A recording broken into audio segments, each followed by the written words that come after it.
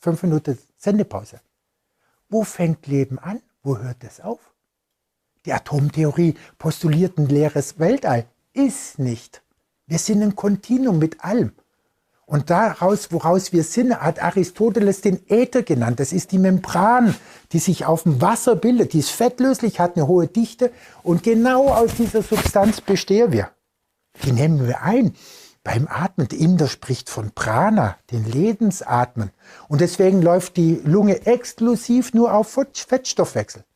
Bedeutet, die Lunge holt ihre Aminosäuren für ihren eigenen Eiweiß, für ihren eigenen Aufbau nicht aus dem Blut, das wäre ja da. Das Blut transportiert ja die ganzen Bausteine der Eiweiße, Aminosäuren. Ja. Nimmt sie nicht, sie nimmt es aus ihrem eigenen Fettstoffwechsel. Die Lunge ist, jeder, der mal Lunge geschnitten hat für seine Katze, weiß das, absolut fettig. Ja? So, warum? Weil sie diese fettartige Substanz, die wir als Luftfeuchte bezeichnen, aufnimmt. Das ist Bausubstanz und Energiesubstanz. Und Nukleinsäure hilft, aus flüssigem Wasser das freizusetzen. Und das machen Mineralien auch. Das haben japanische Pflanzenphysiologen entdeckt, die das Pi-Wasser empfunden haben. Die haben es von Pflanzen abgeschaut, haben das patentiert. Als ich die Patentschrift gesehen habe, habe ich gedacht, mein Gott, die haben einen Energiefreisetzungsmechanismus entdeckt, der überall vorkommt. Bei uns im Blut ist es Eisen 2, Eisen 3. Eisen 2 ist polar, kann ins Wasser rein und Eisen 3 ist fettlöslich. Holt aus dem flüssigen Wasser diese Membrane ab, die ja ganz stabil ist, wo Wasserspringer drauf laufen können, ohne dass die untergehen. Aus dieser Membransubstanz, wenn ich viel davon habe, bestehen wir.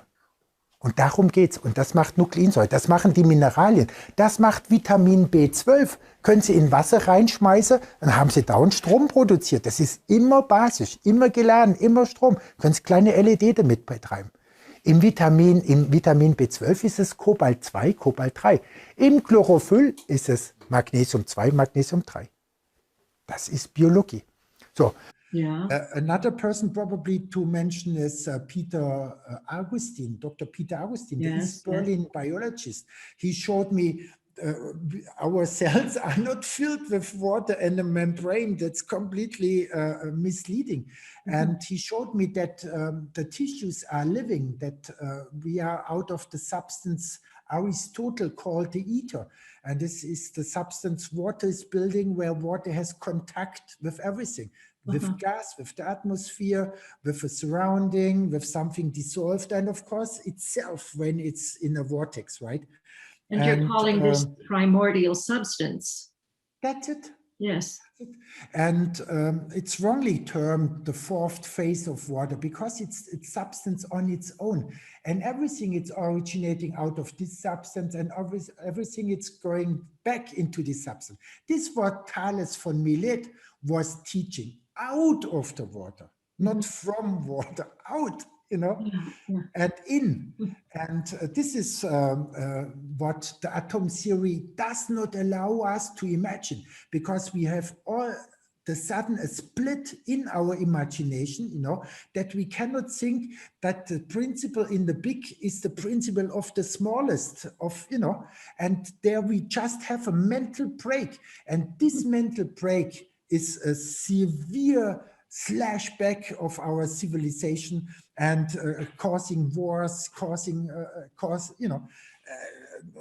believing in the bad, and also having problems seeing how God easily, name it, field the ones who are not, you know, able to use this word or whatsoever. But when we have no feeling that matter can, which we touch, which we feel when we swim, when we breathe, you know, this is what the Indian philosophy calls prana, or the Chinese philosophy. Yes. This is what the nerve cells are transporting, this quick energy we consist out of.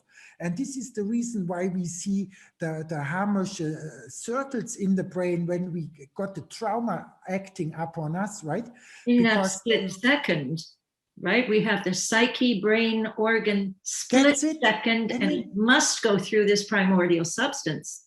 This is it, and this is, you know, in the atoms here, we cannot imagine what's going on, why you see it, you know, and it's a blocking, it's a mental castration of humankind, right? Yeah. And because the principle, as in the big, as in the small, it's not possible inside the atom theory, right? And also, I mean, a lot of things to set it.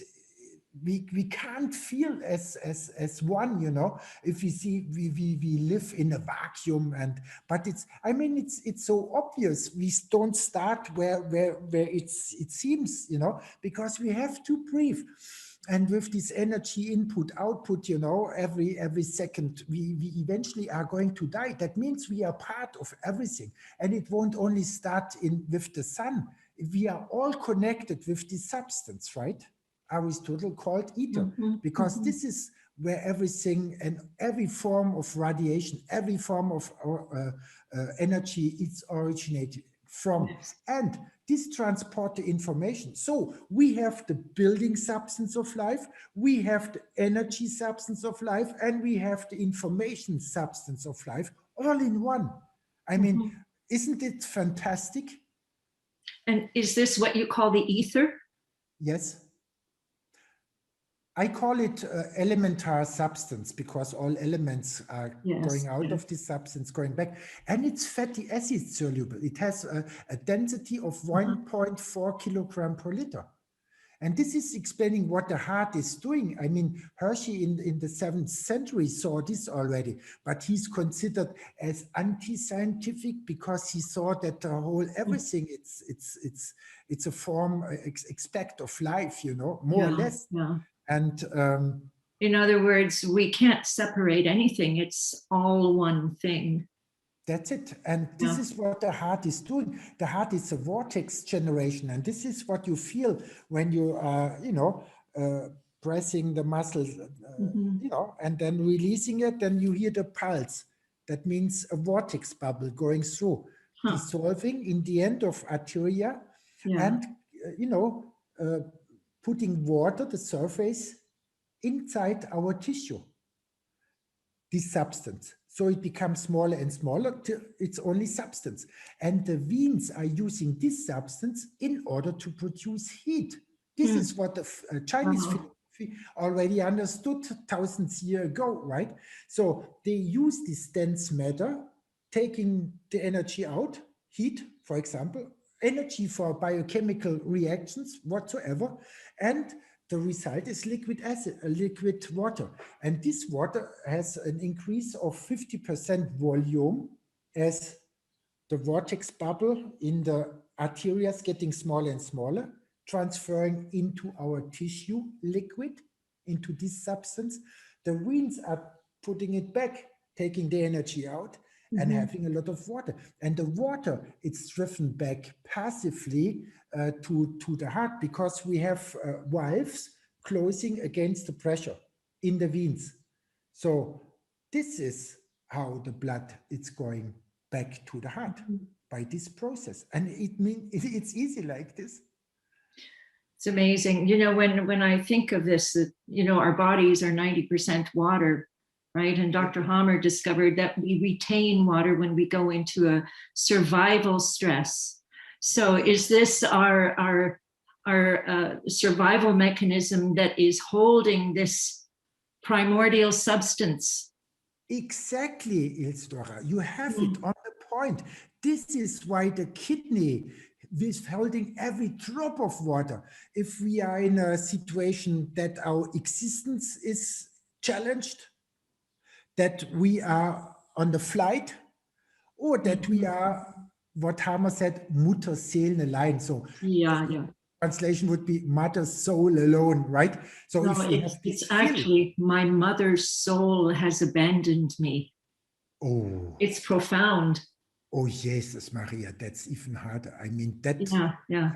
Oh, that's. Oh, thank you very much. I mean, this is this hits it. This is everybody can feel what is for a human being feeling this situation. And then, of course, the body is not losing any drop, because he can do regenerate the substance on his own. And the kidneys are not that. They are filtering to 100%. This is what the kidneys are doing. Right? Yeah. Thank you very much. Yeah. And it's funny. the first book of Peter Augustine was on the being of humankind and its history reflected in the water surface. Wow. That was the title of his first book. And then I came across Indian people living in the high mountains in the Sierra Nevada in Colombia, right? They call themselves the Kogi or Kogi, and they call themselves the older brothers. And they say, we are the younger brothers destroying everything. And they had to come down the mountains because they said we had to buy some back our holy crowns here and there because there are acupuncture points for the whole earth. So you checked, you'll find these movies on the Kogi on the internet, and you will going to make big eyes, you know, what they speak about creation and the different dimension, etc. But coming back to the ether, to the surface tension membrane, in this video, you'll find some really very astonishing things. And one of them is that when they don't find answer on their own, and they are always connecting themselves to everything, you know, but if they don't find an answer, they go down to the ocean, collecting certain kind of shells, going up into the area, throwing it into water, observing the bubbles, and then asking the bubbles the question. So if you tell this to a materialistic scientist, he say, okay, the mental hospital is just around the corner, you know, get your drugs and keep on, you know.